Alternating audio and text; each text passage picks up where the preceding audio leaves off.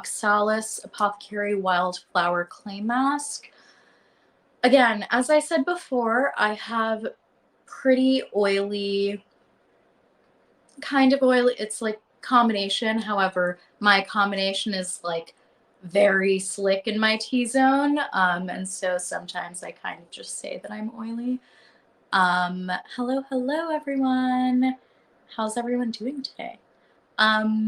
So yeah, this mask, it's really amazing for a number of reasons. So uh, first off, it is clean, which is great because, I'm not going to get into politics, I guess, of skincare, but, recent things have surfaced in the skincare world where, not so clean ingredients are kind of in many um, of the products that we use every day. And so, when something is not clean, usually it can be a carcinogen, which carcinogen is essentially a more pleasant sounding word for not so pleasant thing, which is it's cancer causing. So, this mask is amazing because it is clean, meaning that it has no carcinogens inside. It has nothing that's going to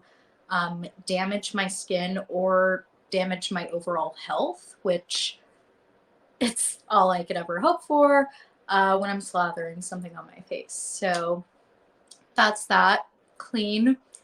Check. The second thing that I love about it is that it has green clay inside. So it actually, there are so many different types of clay. There's like pink clay, black clay, white clay, and then we have green clay right here. And this clay is a marine clay, meaning that it comes from the ocean. And it essentially has all the minerals that make the ocean so good. And so while, the clay itself is working to like refine your pores and soak up oil and, really like tighten your skin, not in a way where it feels like tight and gross, but tighten as in like deliver back that bounce to your skin. Green clay does that while the minerals are essentially just giving it's kind of like a multivitamin for your skin where it's just giving your skin all the things it needs to, be really radiant and glowy and dewy and pretty much all the things that we're always after. Um, and obviously it's like why this clay mask as opposed to any other clay mask? And the reason being is that this actually also has lavender and chamomile inside. So again, as I said earlier, I really do enjoy clean beauty, and I always try to do natural if I can, but um, you know, clean is good enough for me because even sometimes natural is bad. And I'll explain that after I answer this question. What time of day would you use this? It really depends. I mean, it doesn't have anything inside that's going to like make you sensitive to the sun. So if you want to do it, I usually do it in the morning, but if you want to do it at night, you can.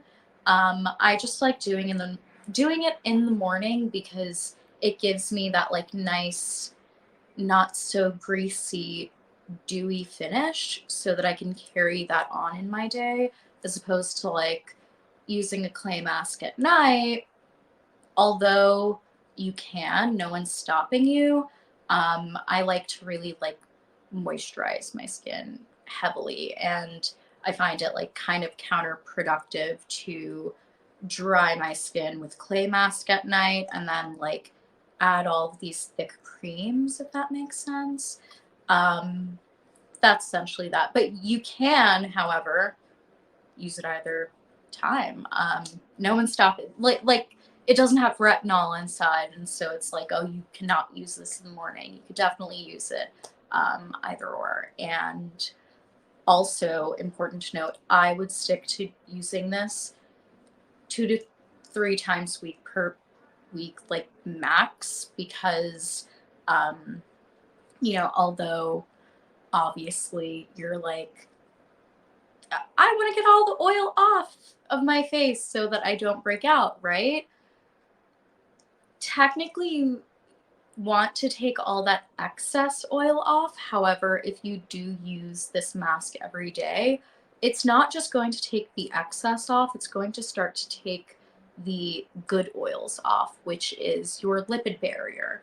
And when your lipid barrier is compromised, and compromised is just a fancy way of saying like you don't have enough oil on your skin, then your pores go into like overproduction mode and they're like, we need to produce so much oil because we have no oil on our lipid barrier. So they start producing. And then when you have that overproduction of oil, then you actually get more breakouts. And so that's essentially that. You're welcome. But yeah, before I was talking about, I guess, like natural isn't so, it isn't always good. Like mercury is natural. You know what I mean? And I do not recommend like going near mercury, let alone like spreading it onto your skin. Like it's a natural substance. Um, but yeah, like there's a lot of talk about that. We could definitely get into it next time, but it's cool that this is both clean and also natural, but like really good natural things. What does it feel like? If you've used a clay mask before, it essentially feels like a clay mask. It's nice because when it dries down, I feel that a lot of clay masks, they tend to like become so dry that they kind of like hurt. And like, this is, we all have peach fuzz on our face, right? But like, do you ever get that feeling of like, ow, this is like pulling my peach fuzz out of my face? Um, it doesn't do that. It like kind of just feels a bit nice and cooling, I guess, but it doesn't really have cooling properties. And it just dries the same way any other clay mask does. Your skin is so dry. So you can use this clay mask. I would not recommend using the clay mask, Brandon, because basically clay itself, it absorbs oil, and if you have dry skin, um, you actually need as much oil and you need more oil. So if you're going to be using this clay mask, I definitely um, I wouldn't recommend using this clay mask if you have dry skin. um, I would probably opt for a more hydrating mask.